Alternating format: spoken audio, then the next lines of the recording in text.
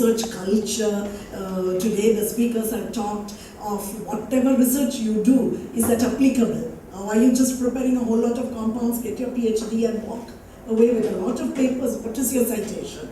Now, is that what we are going to inculcate to our students? Imbibing moral and ethical values have been a very sensitive issue. Awareness of environmental, social, gender issues. All this in a 90 working day. What do? We have listened to such wonderful talks. And are they all going to provide a lot of roadblocks? Some of the roadblocks that the IQAC has faced.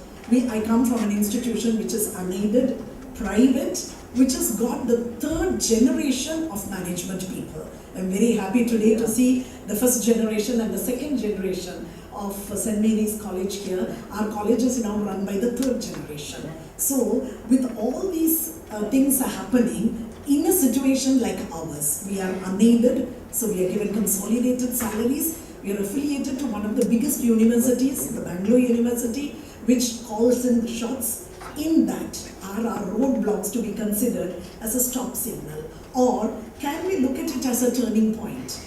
Or do we take a small detour to get to our goal? Or do we consider it as a challenge, fight it out? Do we use a little bit of caution because we are dealing with children after all? And then do we be persistent and just break through? One breakthrough.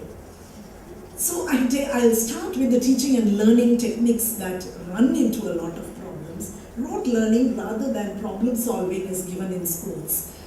We get our students, especially from Tamil Nadu, Kerala, Andhra, Karnataka, where they can memorize so very well. Where is the time to teach them analytical skills? They need that many amount of marks if they have to get into a professional college. And if they don't get into a professional college, they end up with us. And they have been taught that as culture.